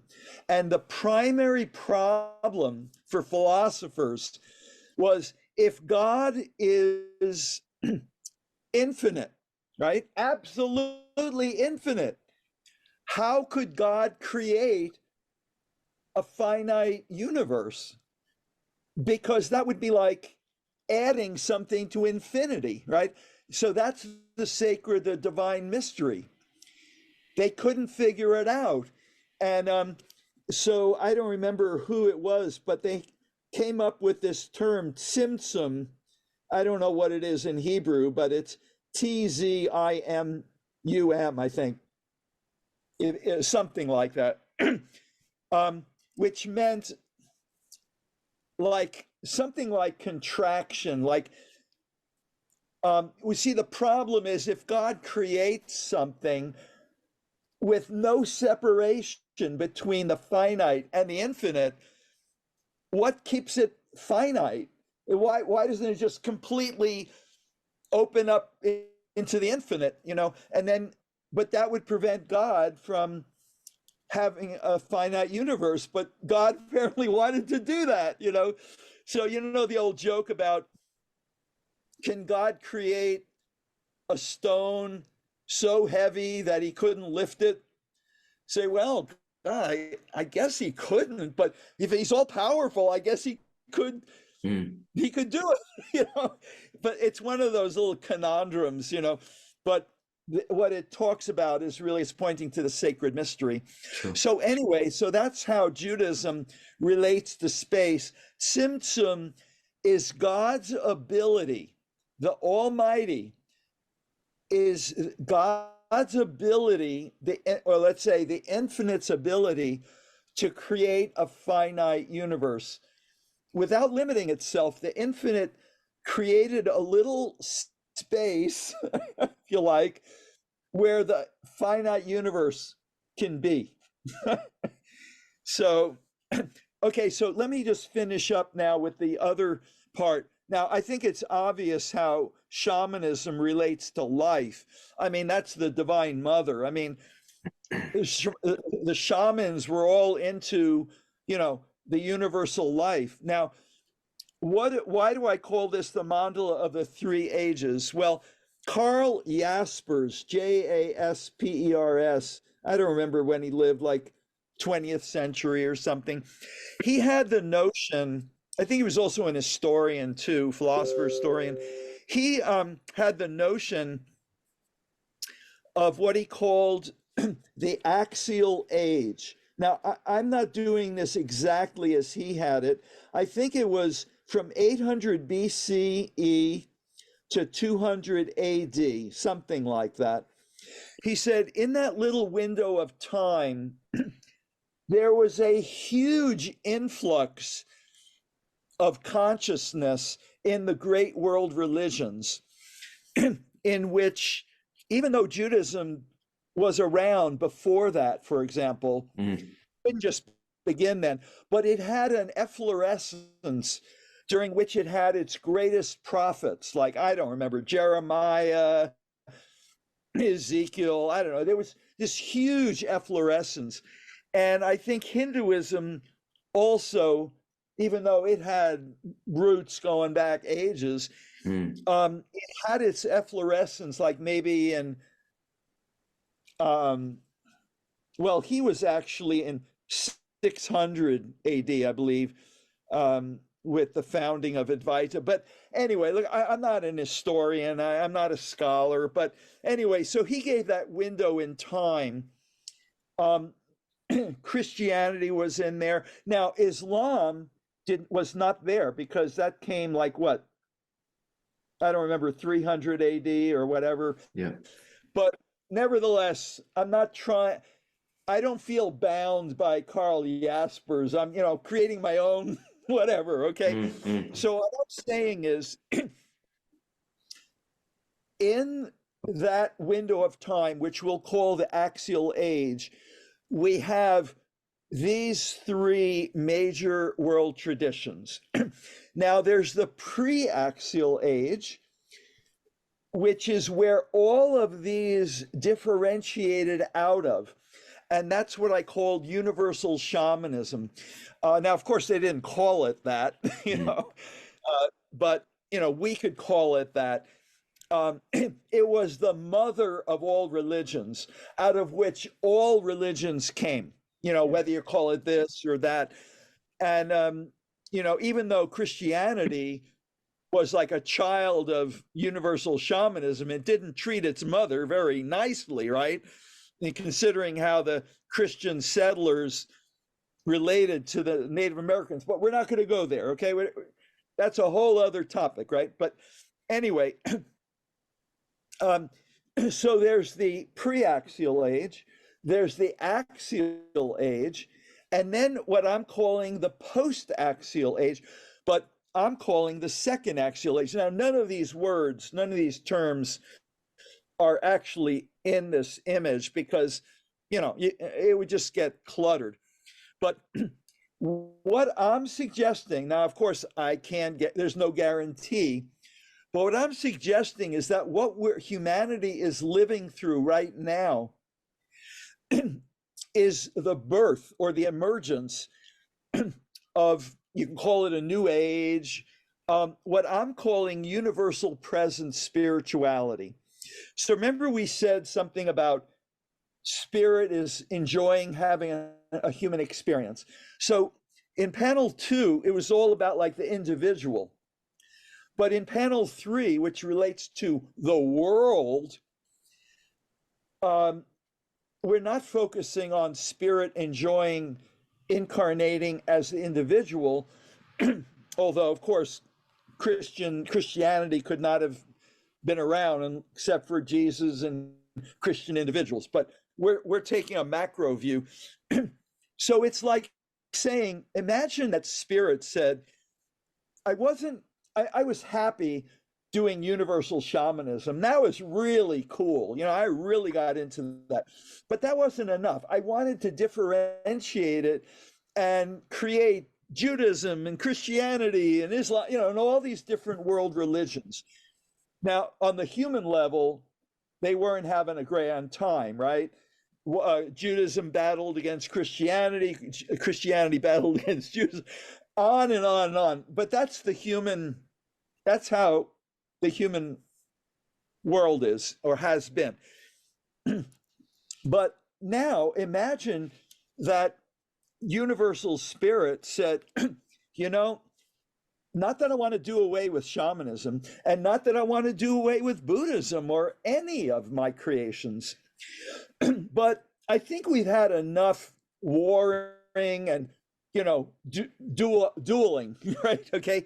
Now what I want to move into is a universal presence spirituality that transcends and includes all the different religions. In other words, it's not going to wipe out Buddhism or any of them, because universal presence enjoys them. They're beautiful. But what it wants is, it wants people to wake up, and which is actually happening. People are waking up now. They're not calling it universal presence spirituality, but in effect, that's what's happening. People are waking up outside and inside the traditions, where they're realizing they're opening up to presence, spiritual presence, but it's universal. And they're realizing that the same fundamental presence that was in Christianity is the same fundamental presence as in Judaism and Hinduism and so on. A Christian might stay a Christian, a Hindu might stay a Hindu, but they'll be in it, but not of it. So let me just finish with saying this.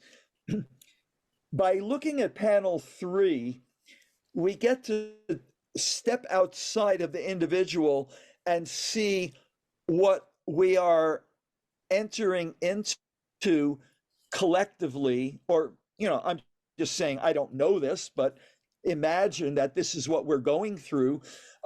The shamans or the indigenous people I hear, when they look at the mess that we're making around the world, they're saying that we're going through an initiation, a collective, humanity is going through a collective initiation, a rite of passage.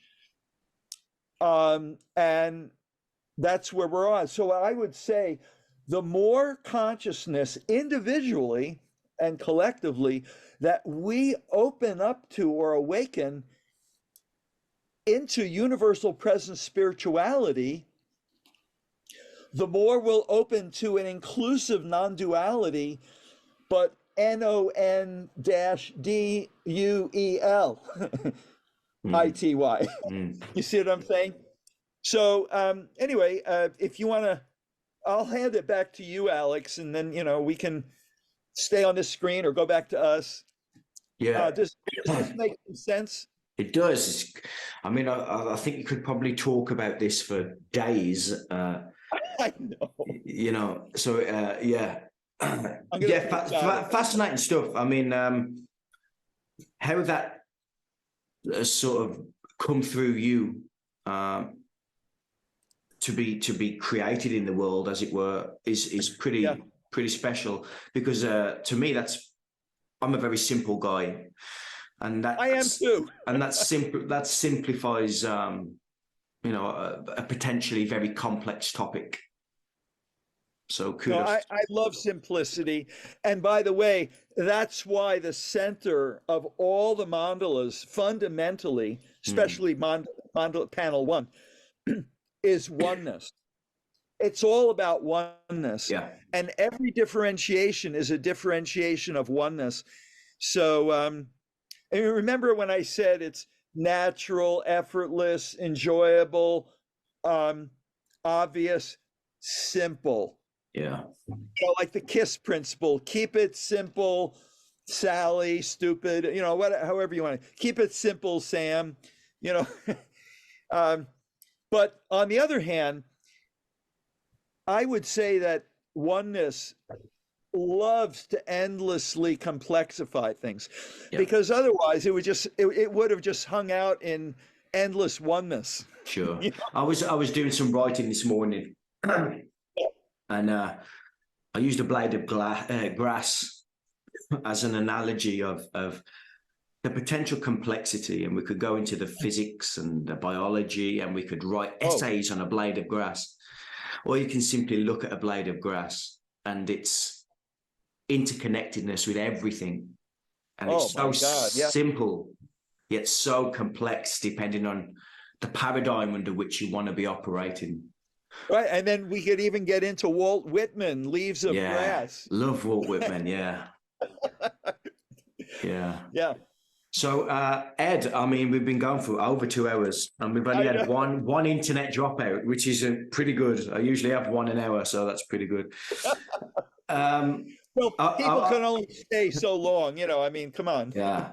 Well, I've loved speaking to you, Ed. Is there anything you want to share with people? Well, one thing is, these 3 panels are part of a whole that goes into 7 panels and then into 9. So it does get much larger, and what we've covered is more understandable if you see it in a larger whole. And about a year ago, these mandalas were coming out of me, one after another, endlessly. And I had no notion of where it would ever end. I don't know. I just kept making them. But about a year ago, I got to what I now called panel 7. And it was like, oh my God, this completes it in a certain sense. although never stops, but it gave a wholeness to it. And then I added panel 8 and panel 9. So that's what I teach. And so I've been teaching this in this local, but now I've been doing it online. So you don't have to be local. And I don't know if you want to post my link for the Saturday, it's free and it's an hour and a half. And if you want to post it, so if people want to see, I don't even have a website up yet. It's like I haven't arrived there yet.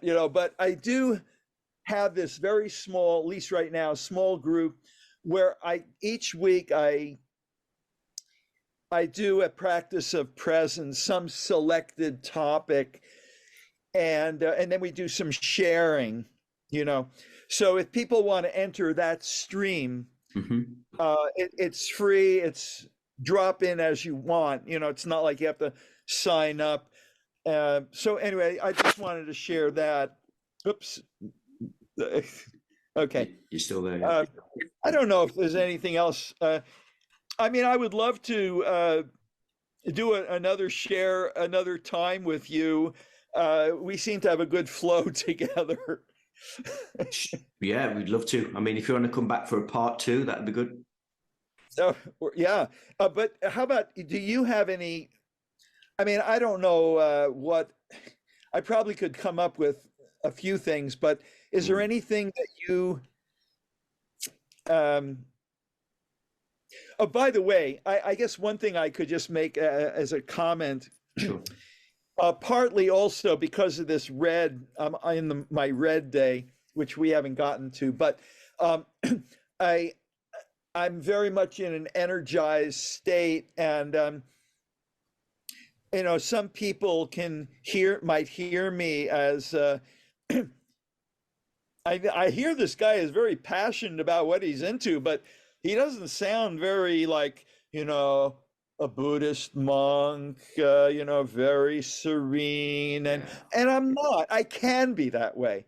I definitely, like, when I guide people through the practices of presence, I'm not like this, even if I am doing it on a red day, But anyway, so I just feel like go for it, this is more like a free flowing thing. I'm not doing a serene thing. So I just wanted to say that, but no, it's not even an apology. It's it's just how it rolls. That's it, man. But you don't need to soften anything, Ed. Just go with it, man.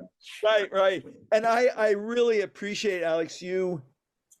By the way, I don't know if I should mention this, but I was supposed to give an interview yesterday to someone else, and I had sent him my talk, that RVML talk, and based on that, he said, you're very heady, very philosophical. I know you're very passionate, but I'm going to cancel, so he canceled it. And I was in this state of like, whatever,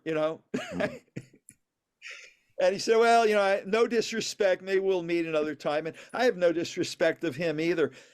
It's the play of life. It's the play of Shakti. And I have other things I can share about, but I think this is enough.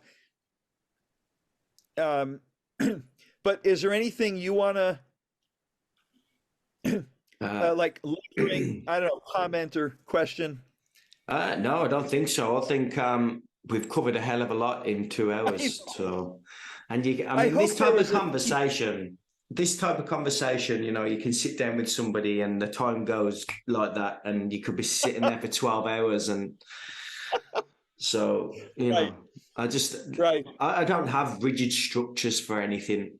Oh, no, I hear that. I just see where things go. And very often I ask one question and the person ends up speaking for 20 minutes and he goes, and then I just sit there and then, I mean, if you could say, could you give me a short answer? And I would. if you But did. sometimes you lose the magic in that, don't you? You lose the. I know. You put a container around things, and I'm like, I know. I heard someone say something about Ken Wilber, like, you ask him one question, it doesn't matter what you ask him, and he'll talk for 2 hours or something, and it's not a put down, it's like saying, this guy is so knowledgeable and into what he's doing, and he can enter the stream at any point. You ask him any question and it will open into the one whole integral teaching, if you like. I would just like to add that I know that some people might, even if they did try to stay with this, they'd be lost and overwhelmed. But I would like to add that I hope that you did get some of the golden thread that flowed through it all, which was like the sacred mystery, the Shiva Shakti, the transcendent immanent, masculine, feminine, this endless play of how the one differentiates into the two, and through that, all the rest comes. Like the Tao differentiates, nobody knows how, we don't even know if the Tao has figured this out yet. How the Tao manifested into the yin and the yang, and the yin and the yang, are endlessly playing a game with each other, all within the circle of the Tao. It's an endless mystery. Yeah. So there's a saying, I don't even know where it comes from. It has roots in the Hindu tradition. Of course, they don't use these terms. Only God knows God's secrets. That's another way of saying the divine mystery. However realized you are, whether you're a Ramana Maharshi or a Buddha, you still haven't figured out the divine mystery. Yeah.